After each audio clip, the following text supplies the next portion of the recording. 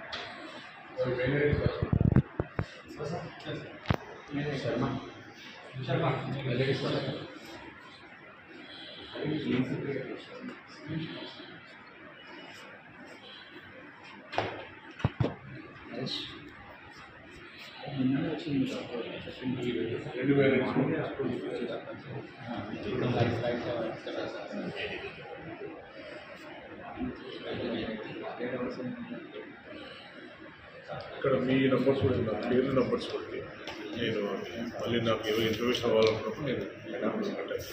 మీ పేరు ఆనంద్ నెంబర్